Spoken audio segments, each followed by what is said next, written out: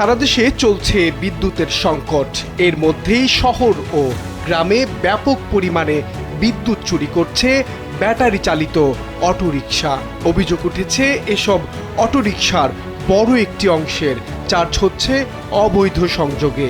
এতে একদিকে বাড়ছে বিদ্যুতের অপচয়, অন্যদিকে সরকার রাজস্ব হারাচ্ছে কোটি কোটি টাকা। কার্যকর তদারকি না থাকায় প্রকাশ্যেই চলছে বিদ্যুৎ চুরি। আবার চুরি করা বিদ্যুতে শক্তি অর্জন করেই সড়কে দাপিয়ে বেড়াচ্ছে অটোরিকশা। ঠিক আছে, এদিকে তো হেরা নিজে সাহস নাই, ওই হয়তো বিদ্যুতের যে কারো দ্বারা কাম করাই নাই, এরপরে হইলেও মনে করেন এরা চালায়। তাছাড়া তো এর কোনো আমার মতো লোকের তো কোনো সাহস নাই কারেন্টে হাত দেওয়া। ঠিক আছে না, ওই হয়তো এগারে 10-5 কিছু দিলে ওরাই কাম করে দেয়। প্রতি টাকার পিছে 70 টাকা করে, 70 টাকা 80 টাকা এইভাবে নেয় আর কি, মানে যারা নিজস্ব করে। চালকরা নিজেরাই স্বীকার করছেন অবৈধ সংযোগে চার্জ দেওয়ার কারণে বাড়ছে বিদ্যুতের অপচয়।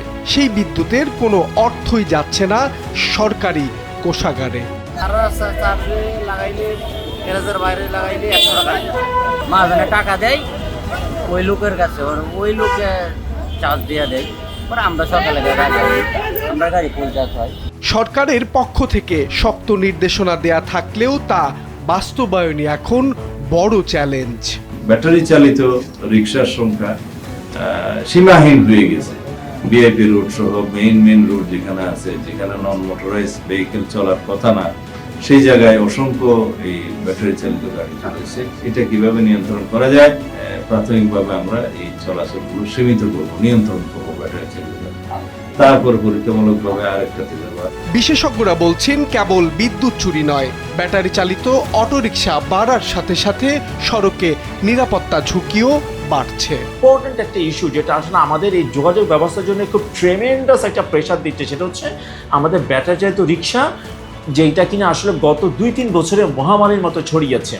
প্রতিনিয়ত চার্জের প্রয়োজন হয়। এই চার্জটা ইউজুয়ালি দেখা যাচ্ছে যে চার্জিং স্টেশনগুলো রয়েছে, অর্থাৎ সরকারের যে আমার কারেন্টের পিলার থেকে চুরি করে লাইনটা টেনে দিয়েছে, ফলে দেখা যাচ্ছে বিদ্যুতের বড় একটা অপচয় হচ্ছে।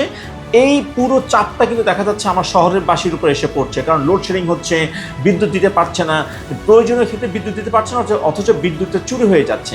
ফলে এটা আমার বিদ্যুৎ ব্যবস্থার উপর একটা বিশাল চাপ সৃষ্টি করছে। বিদ্যুৎ বিভাগে রয়েছে বা থানা পুলিশের একটা এরিয়ার ভিতরে যেহেতু থাকে এই গ্যারেজগুলো, থানা পুলিশের কিন্তু কাছে এটা বের করা খুবই সহজ যে তার এলাকায় গ্যারেজ আছে কয়টা। এই ব্যাটারি চালিত রিক্সা কিন্তু অদূর ভবিষ্যতে আমার পাবলিক হেলথের উপরেও সমস্যা তৈরি করবে।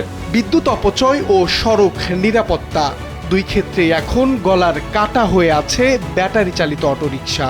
বিশেষজ্ঞদের মতে কঠোর নজরদারি ও সঠিক নীতিমালা বাস্তবায়ন ছাড়া এই সমস্যার সমাধান সম্ভব নয়। মাহবুব আলম শ্রাবণ, সময়ের আলো, ঢাকা।